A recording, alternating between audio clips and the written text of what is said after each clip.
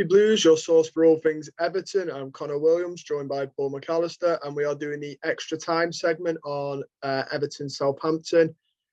First off, Paul, give me your thoughts on the game. Oh, do I have to? Jesus. If there was ever enough football that summed up Everton Football Club, not just of this season, but Everton Football Club, you know, over the last 5 years, maybe longer than that, it would probably be that game. Southampton in the second half. Just no personality, no determination, no idea, no self-discipline, just no pride, I thought. Support players letting the fans down, letting themselves down, letting the families down, as far as I'm concerned, and getting exactly what they deserved, which was a humiliating defeat. The players deserved it, but we, the fans, didn't deserve it because it was Southampton. It was in appalling weather that the fans went down there with the storms and the high winds that have been going on all week. And the fans still sold out the away section. They're still there making loads of noise. You could hear the Everton fans more than you could hear the Southampton fans, especially before the goals went in. And that's what we get served up as a... So you don't demand that the team win, but you demand the team go out there and leave it all out on the pitch. And just, again, an Everton team that looked like they wanted to be anywhere else in the world except on the pitch, fighting for the club and getting the points, possibly. So just... wouldn't say disappointing, I'd say disgraceful. I think that's the more appropriate word. Yeah, it wasn't a great showing by any stretch. Obviously, Alan getting his yellow card so early put a bit of a difficult situation on Frank Lampard, but I think it's safe to say that midfield two of Donny van der Beek and Andre Gomez was just it's tough we to won't watch. Be trying that again. Yeah. No. I mean, Alan, yeah, getting that yellow card so early, it really put us on the back foot. It was really poor from him. He's an experienced player. He's a disciplined player, and it was a stupid yellow card for him to pick up. Stupid foul to give away, and I think he had to come off. Frank's hand was forced with that substitution because one more foul or even one more sniff of a foul, and the referee was going to get his second yellow out, and Alan was going to go. So it was just a day to forget for Alan, but one player having a bad day, making a bad decision and putting the team on the back foot shouldn't just be the excuse for other players in the team to just basically put in the absolute bare minimum worth of effort, and for other players in the team who are coming in and we need them to deliver for us because other players let them down, e.g. Andre Gomez coming on for Alan. It's not an excuse for him to just come on and basically be such a waste of a shirt, to be honest, being frank with you. So, yeah, disappointing that what happened with Alan, but I don't want to go on Alan too much because I do like him, and I think he's not one of the main culprits when it comes to showing no fight and not being able to react well when his back's against the wall. I think there's other players who are far more guilty of that than him, but it was definitely him who started off the... It was him who basically put us on the back foot, and it just went downhill from there, wasn't it? Yeah, and I think, you mentioned a couple of players. I think there's a couple of names. I think Lampard even said, didn't he, in his interview, sort of alluded to the fact that he probably is going to start sniffing out the players that are probably don't deserve to be at the club, I'd say.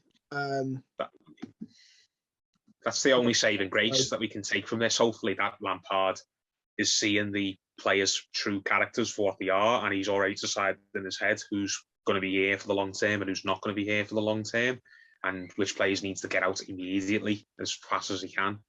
Frank Lampard is not soft. Do you know what I mean? Even if he doesn't end up succeeding in the way we all really want him to as a manager, he knows what a wet blanket looks like when he sees one. He was part of a Chelsea team that was famous for being ruthless and for being sort of running the dressing room themselves, right? And getting managers kicked out, never mind players, managers who they thought weren't up to it, got kicked out during Frank's tenure at Chelsea.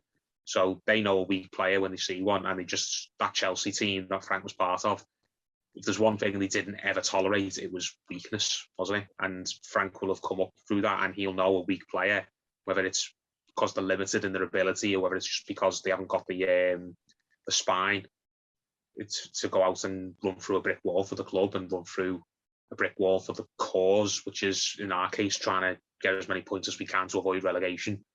Frank will know basically who he can count on and who he can't, and that's can be the only thing we can hopefully cling to, which is Frank is seeing these people for what they are and not giving them the benefit of the doubt and not giving them just a fresh chance like so many of these players have done whenever we've changed managers in the past. Players who we don't like and we've tried to point out how much they're not good and they don't deserve to be here, but when a new manager comes in, the new manager just decides to forget everything that he's getting told and just basically give everyone a fresh start and make his mind up on everyone slowly, and that's to the detriment of the club overall, because it just means that these shysters can get away with keep being spineless for us.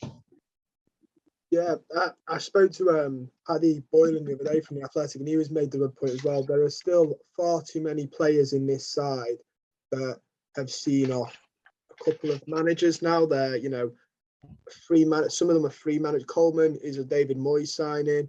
A lot of them. How many managers has he had? Yeah, Jesus.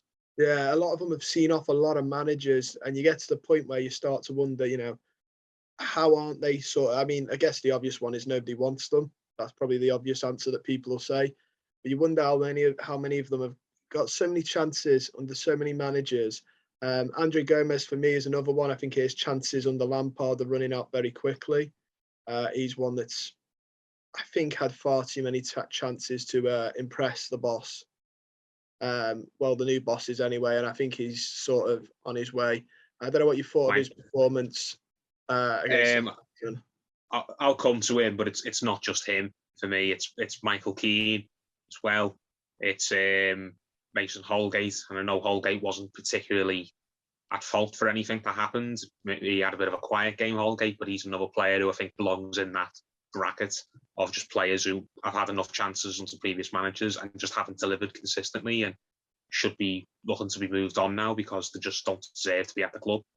There's a couple of others as well. I mean, some people will think I'm mad for saying this, but I am still very much a Jordan Pickford skeptic. I know he had an absolute whale the other game against Southampton. I don't want to sound just off my head here, but I think there's players who, again, the two topsy-turvy with their form. They'll be great 1 minute and then they'll be terrible the next, and they don't ever seem to find any sort of middle ground. It's one or the other with them. Michael Keane falls into that. Holgate falls into that. Andre Gomez falls into that. Maybe Tom Davis. I know he's not playing at the moment, and I don't think he'll be playing again for the rest of the season. I think he's confirmed that he's going to be injured.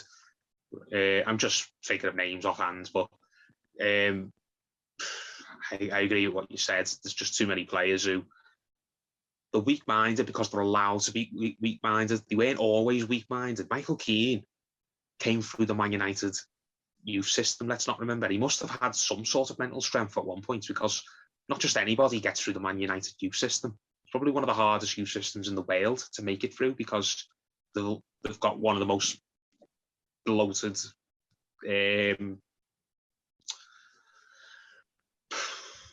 youth setups that you can imagine. There's so many players who dream of going to play for United and want to get in at the United level, whether it be at under 12 level, whether it be at under 16, something higher than that. But for Michael Keane to come through the Man United youth system and to go and play for Burnley and be consistent for Burnley in the Premier League, and to even show the spots of form that he has for Everton, where he's had 20, 30 games back to back, where he's just been really, really rock solid, which he has been in the past. You can't just be a complete and utter weakling. There's got to be something there that just triggers his mentality, where he just completely falls to bits and hides.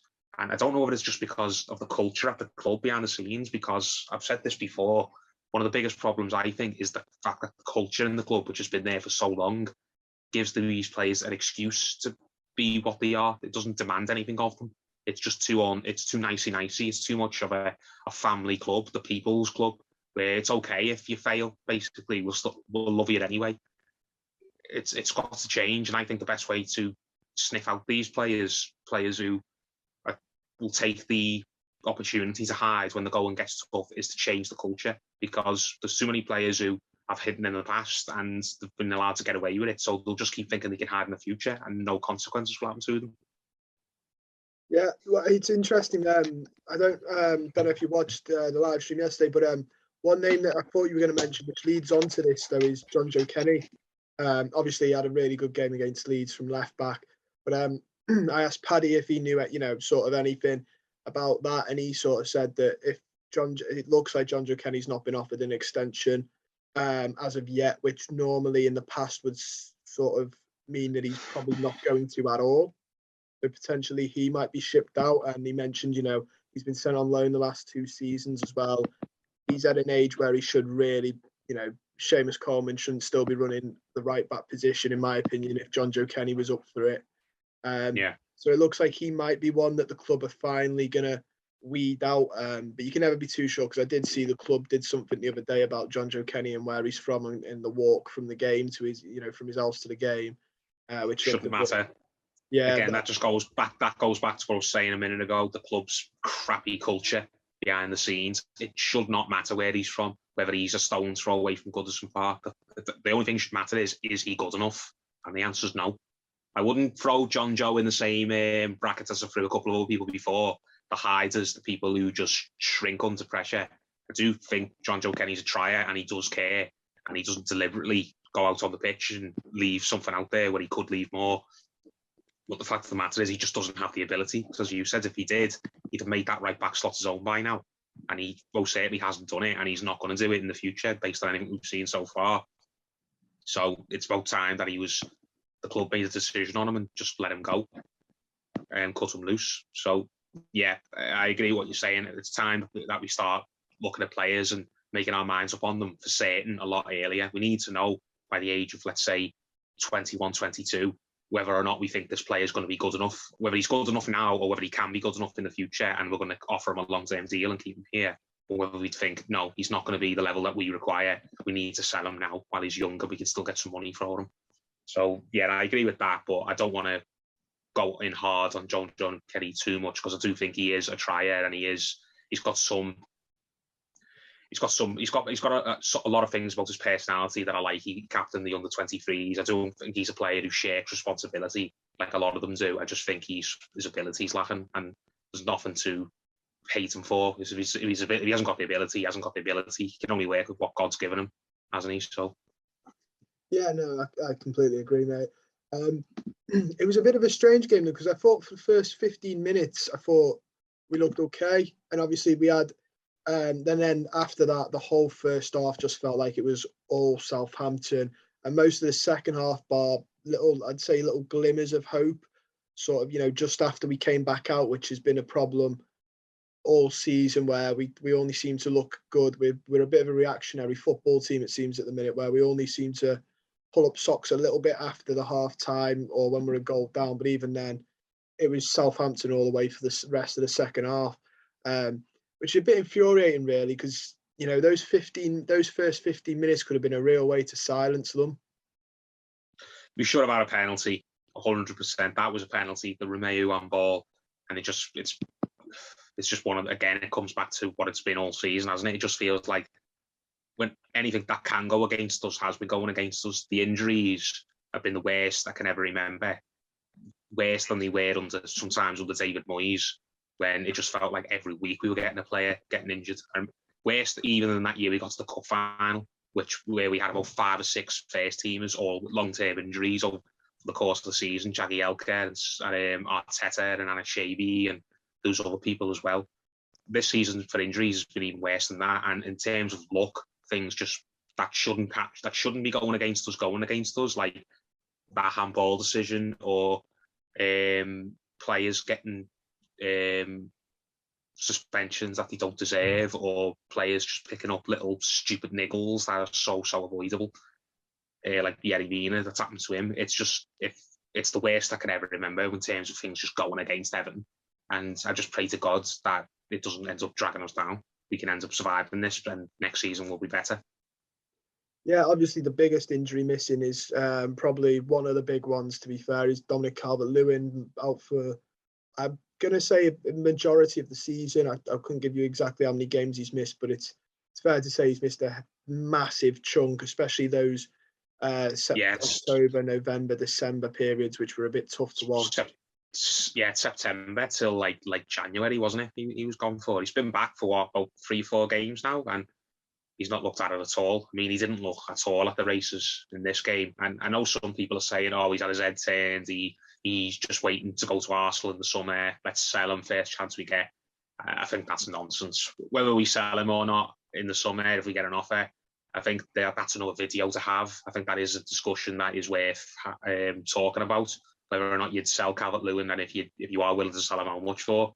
But Calvert-Lewin, I don't think is in that bracket that I touched earlier on, where he just wants an easy life somewhere, and he's not going to go out there and give everything for the club. I don't think Calvert-Lewin is thinking about anything other than getting back to his best and scoring goals for Everton. And he said a few quotes during the week, didn't he, about how he's been talking with Frank Lampard, and Lampard backed up what he was saying, that, yeah, we need to create more for Dominic Calvert-Lewin. Dominic's desperate to get scoring for us because he hated every minute being injured, and he feels like he owes supporters and he owes his teammates to kind of get involved and contribute. So I don't agree with people who are basically having a go at Calvert-Lewin, saying, oh, let's just get rid of him in the summer for absolute definite because he's had his head turned and he's not trying.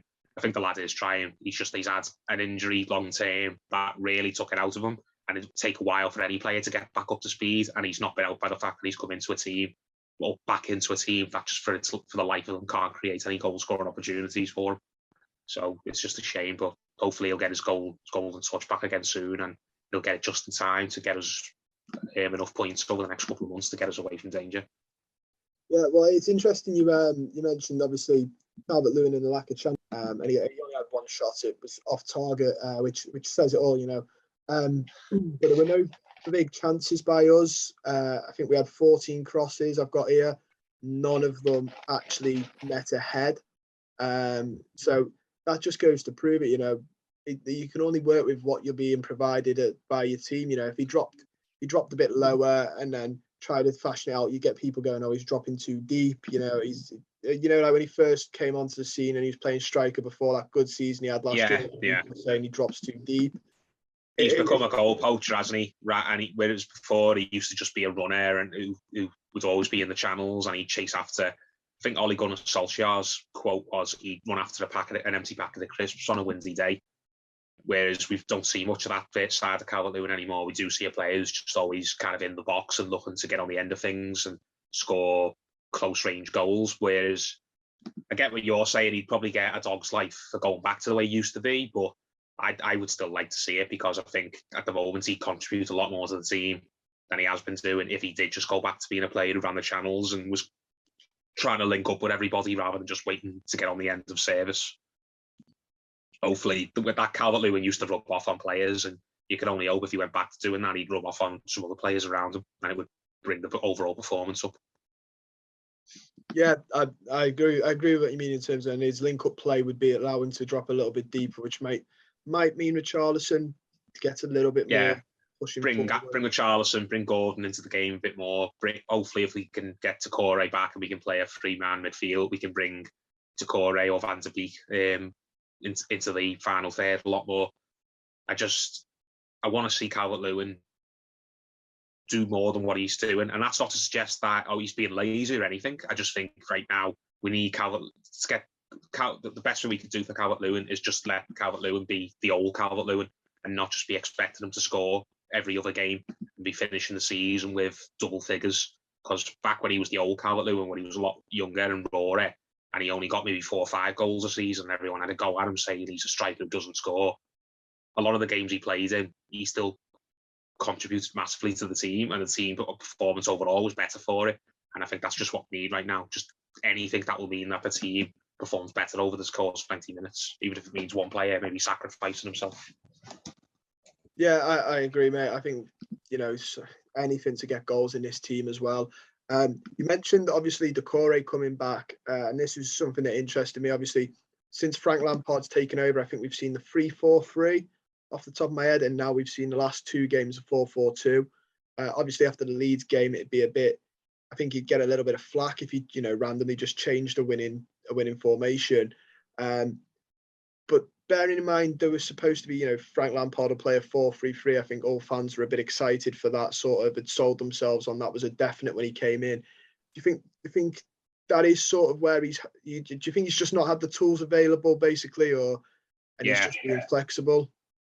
Yeah, I believe so, because no matter who the manager is and what ideas he's got, the fact of the matter is, with the Everton players that you've got, with the Everton squad you've got right now, any manager who knew what he was doing would look to get them in a 4-3-3, because that's will be the strong. When everyone's fully fit, that's the strongest formation for Everton to line up with, a 4-3-3.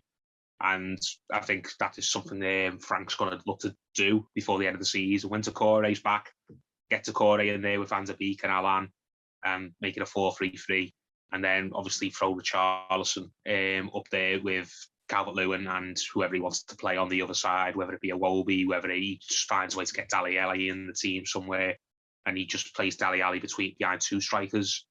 I'm not sure, and I think long term Frank's vision will be a 4-3-3. He just needs to get the players in that he wants, he thinks will suit the formation best. But between now and the end of the season, I still think he's going to go for a 4-3-3 or some sort of version of that.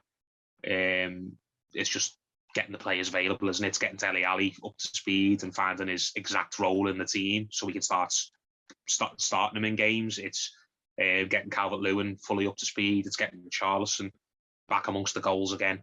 It's getting Tokore fit. It's getting Alan to be able to play a full 90 minutes without any danger of him getting sent off, which he weren't able to do against Southampton. So I still think 4-3-3 is what we're going to be seeing long term and short term as well. We just literally need to get the players available. Yeah, I completely agree, and I hope so as well, because I think even though I think Southampton was a good game to show in terms of, obviously they play a 4-4-2, but they were like, it just proved what they sort of had that we sort of lack in terms of, they've got James Ward-Prowse, who's got a very high work rate. No offense to Alan, but I think he's a great player, but I think sometimes his legs, he gets a bit tired running up and down, chasing everyone. He looks his age, doesn't he? He's not a Gareth Barry type player who, when he's 35, he still looks as if he's 25. He's that graceful on the ball and he's that intelligence with how he spends his energy. I think Alan's much more of a all-action player, isn't he? And he just kind of throws everything into every action that he does. So, yeah, there can be games where Alan just gets bypassed and his use is very, very low. I get what you're saying, though, 100%. It's just, I still think our best lineup, for me, our best 11 would be Jordan Pickford. It would be right back. I don't know. Maybe John Joe Kenny at right back, because I do think John Joe Kenny is better than Seamus Coleman at right back. It's just not saying much. I just do think Seamus Coleman is very, very gone as a footballer. He can throw it. He can put in the odd game where he does well here and there. But Seamus Coleman, I think, is very much at the end of his Everton career and should be looking to get moved on. We don't know about that Nathan Patterson. He's not played a senior game for us yet. He could be great. He could be okay, just raw. He could be terrible. I'd like to think that Nathan Patterson's going to be the long-term solution at right back, but we just literally haven't seen him yet. And I'm not going to pretend that I saw lots of him in Scotland. So from the Everton players that I know and I've seen, I still think John Joe Kenny should be our first choice right back. But again, it's not saying much considering what his competition is. Yerry Mina at centre back. Ben Godfrey next to Yerry Mina, centre back. Left back, Michaelenko is sort of similar to Patterson. We haven't seen a ton of him, but what's the competition that he's out at left back? Ben Godfrey. Godfrey's done a job at left back here and there, isn't he? But I want Godfrey to be playing in the middle alongside Yerry Mina and to really develop, because Ben Godfrey's position is centre back. It just feels like he's hardly played there at all for us this season, and that should be what we're looking to get him in long term as a centre back partner for whoever it's going to be, Yerry Mina, or whether it's going to be, God forbid, Michael Keane, or whether it's going to be with Holgate if we decide to keep Holgate around, or whether it's going to be for another centre back we sign in the summer. But I suppose by default he'd have to put Michaelenko in as left back, and the midfield, my starting midfield, if he had everyone fit, would be Alan, Decore and Van der Beek, and up top I'd have Calvert-Lewin supported by Dele Alli and Richarlison. I'd have Richarlison maybe playing next to Calvert-Lewin as sort of like a 4-3-1-2 formation, just maybe having Richarlison and Dele Alli just kind of both playing off Calvert-Lewin sort of thing. One of them linking the play with the midfield and carrying the ball, and the other one getting right up next to Calvert-Lewin to feed him. So that would be my strongest 11, but I don't know about you. What would your strongest 11 be if everyone was fully fit? I don't know.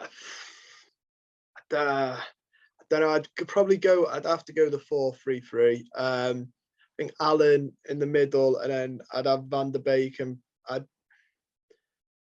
Decore. I don't know if I'd stick Dele Alli in. I'd want Gordon sort of and Richarlison on the flanks, which means that there's not much room for Dele Alli, which is coincidentally was one of the questions I was going to ask you, because obviously they reckon his best position is that 10 role just off the striker, or at least up there as maybe if you're going to play a 2-man and he was going to be a bit deeper, sort of like the false 9 type move or a deep lying forward. Someone to link the striker with the rest of the team, but I just can't. It would mean dropping someone like Gordon, and I understand why you wouldn't want to do that. Like just this season, he's been one of the. There's not many redeeming qualities of the season, but it's the only thing keeping Everton fans sane. I think the fact that we have got a player there who's one of us and he genuinely cares, and he's got he looks to have the ability to go along with it. Whereas it's usually one or the other. We've had so many players who've had ability but just don't have any motivation or any character. Or we have players who have character and care, but they just haven't got the ability to go with it. But it's Gordon, looks like he's got both. Still young, still don't want to put too much pressure on him, but you look at Anthony Gordon and you think, well, that's a player we could really hang our hat on for the future. We just hope that the disaster doesn't strike and we have to part with him. Yeah, he's a bit of a phenomenon, because before this, obviously, he had a couple of loan spells. And I remember he was at Preston. I think it was last season, wasn't it?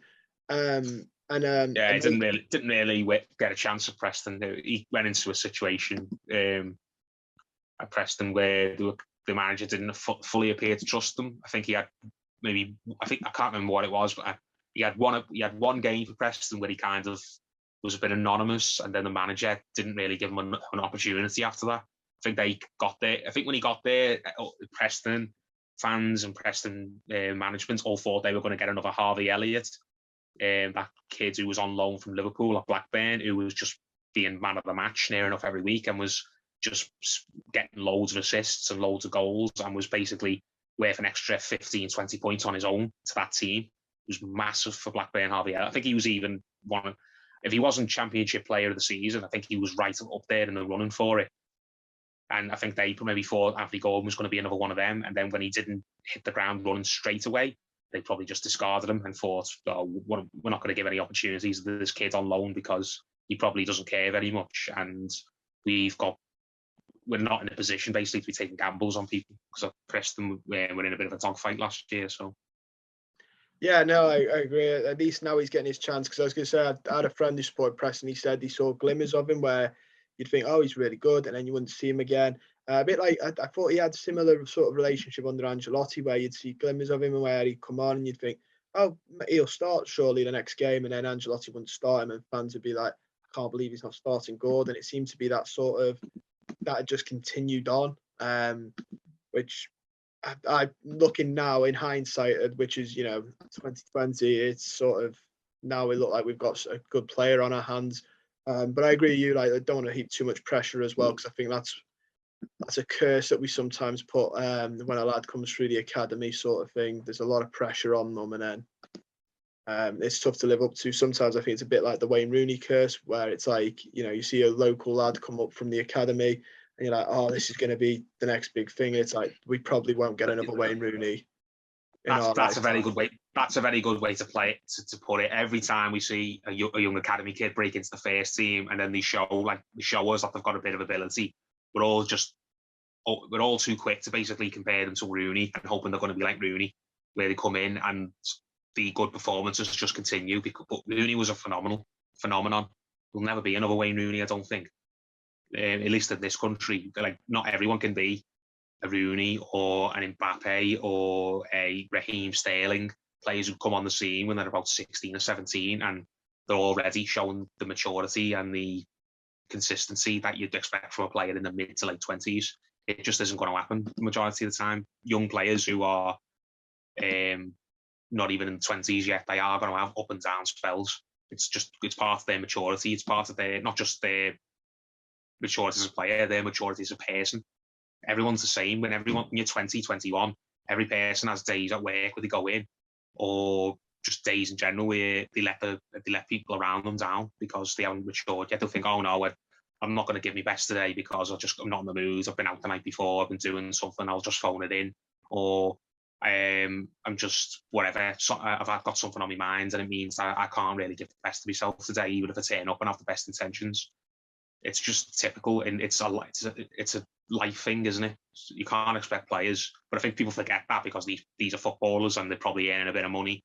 They don't really cut footballers a lot of slack in the sense that they are just human beings too, and they're going through the same trials and tribulations as normal 20-somethings teenagers go through, which is just having their head all over the place sometimes and finding it hard to really buckle down and focus on just one thing, which is getting better. Yeah, no, I completely agree. I think we see a lot of that as well in the press and the media, which obviously doesn't help. But I think we see a lot of that as well, where lads are going out and it's something's been made of something where if they were a normal 19, 20-year-old lad, no one would care. Yeah, no one would care. You just go, oh, what a silly young lad. But like, because it's obviously stardom and fame, it's a lot. People are a lot quicker to sort of judge for it. But yeah, I completely agree. I think that is everything we've got time for on the extra time, though. Don't forget to like the video, subscribe to the channel, and comment down below your thoughts on the Southampton game. Obviously, that's going to be quite depressing for some of you, but try your best to keep it light-minded and stay safe.